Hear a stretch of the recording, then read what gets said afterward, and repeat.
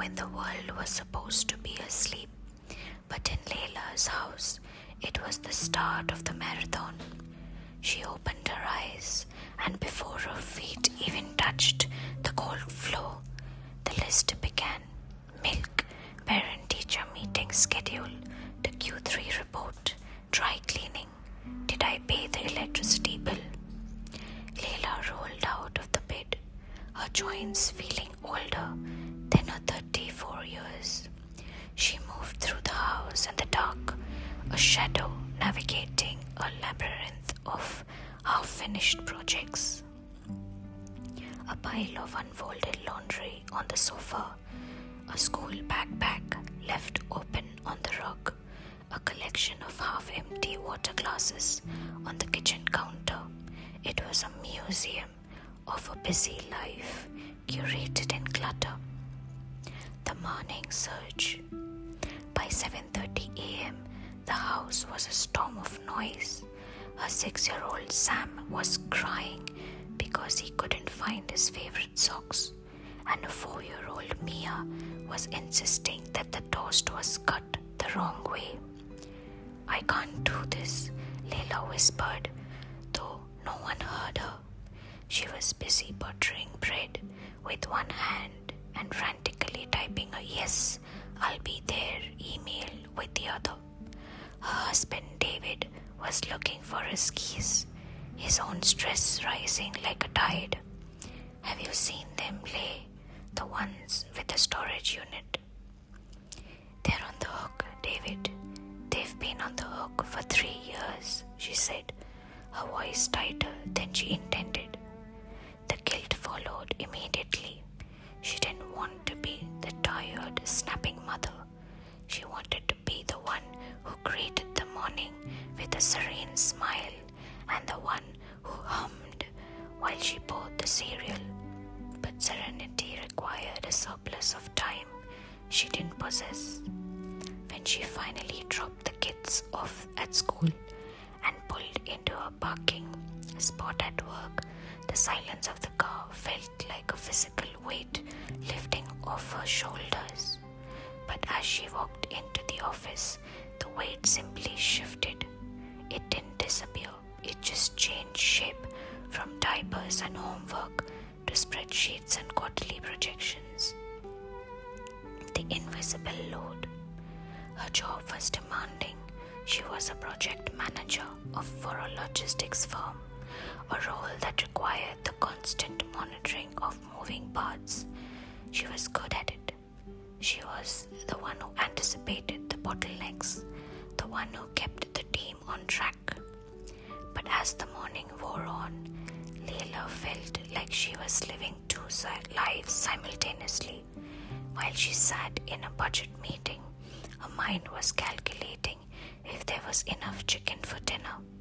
While she analyzed logistics data, she was mentally drafting the permission slip for the field trip. She was a woman split in half, constantly pouring from a cup that never had a chance to refill. Her co-worker Marcus leaned over during a break. You seem a bit distracted today, Layla. Everything okay? She forced a bright practice smile. Just the usual. You know how it is. He didn't know.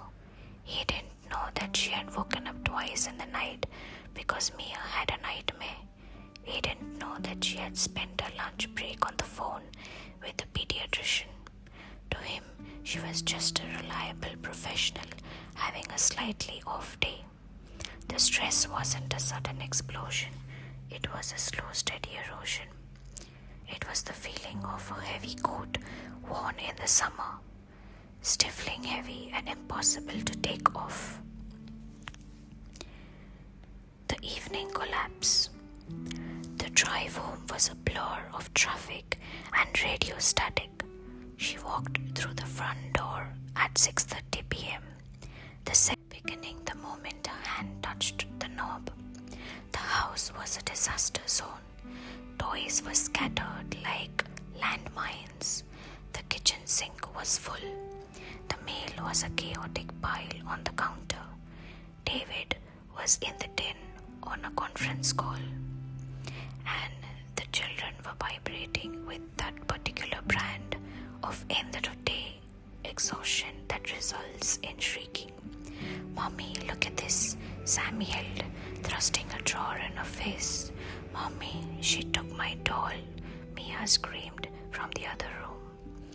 "Dinner in 10 minutes, Layla announced, her voice sounding foreign to her own ears. She moved to the kitchen, her movements mechanical. Wash the vegetables, turn on the oven, help with homework, listen to the story about the school bully, sign the forms, negotiate the part-time. It was a dance she performed every night, but tonight the rhythm broke. She was at the stove, browning ground beef, with the smoke alarm began to chirp, a low rhythmic battery warning, chirp, chirp. It was a small sound, insignificant, but in that moment it sounded like a siren. Layla stopped. She turned off the stove. She looked at the mess on the counter, the sink full of dishes, the kids running laps around the living room, and the clock that showed she had precisely 3 hours until she had to do it all over again tomorrow. She felt a hot prickling sensation behind her eyes. It wasn't sadness, it was something more profound, a realization of her own fragility. She was not a machine, she was not a superhero, she was a person who was currently vibrating with the frequency of too much. The quiet escaped. "I need a minute," she said. The kids didn't hear her. David was still on a call. Layla walked out the back door onto the small wooden deck. She closed the door behind her, sealing out the noise. The evening air was cool, smelling of damp grass and the neighbor's jasmine. She sat down on the bottom step and let her head fall back against the railing. She sat there for a long time. She watched the moon begin to climb over the fence. The house behind her remained loud. The thumping of the little feet, the muffled sound of David's voice. But out here, there was only the wind.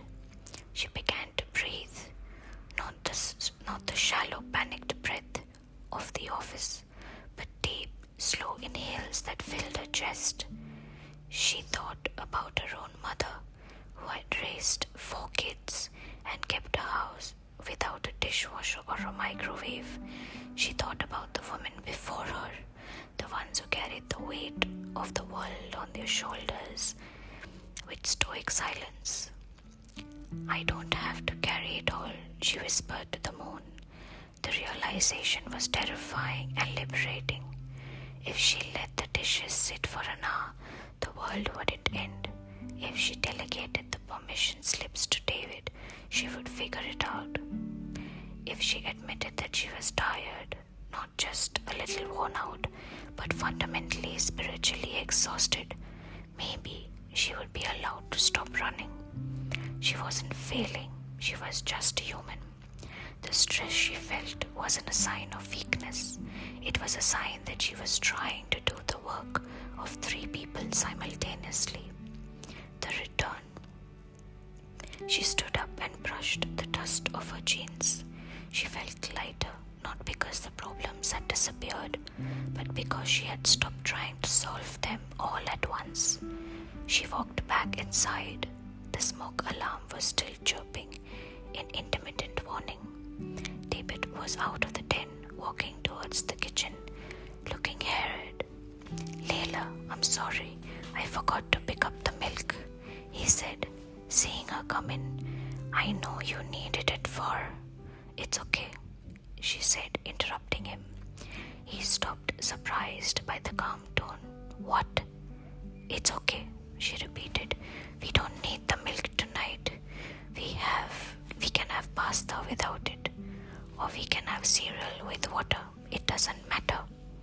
She walked past, opened the junk drawer, and pulled out a screwdriver. She stood on a chair, reached up to the ceiling, and popped the battery out of the smoke alarm. The chirping sound, the silence that followed was absolute beautiful and ringing. She looked down at her children, who had finally stopped their chaos and were watching her, confused by a sudden change of the atmosphere.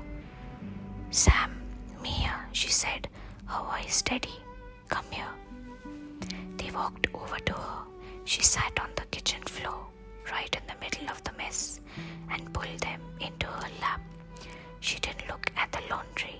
She didn't think about the Q3 report. She didn't worry about the dry cleaning. "I am tired," she told them, holding them tight. "So tonight we're going to have a picnic on the living room floor. We're going to eat whatever we find in the pantry, and then we're going to read books until we fall asleep. No chores, no rushing, just us." David stood in the doorway, the tension in his own shoulders finally beginning to drop. He looked at Layla, really looked at her, and saw the woman beneath the exhaustion. "Sounds like a plan," he said. "The new standard." That night the house wasn't clean. The sink was still full.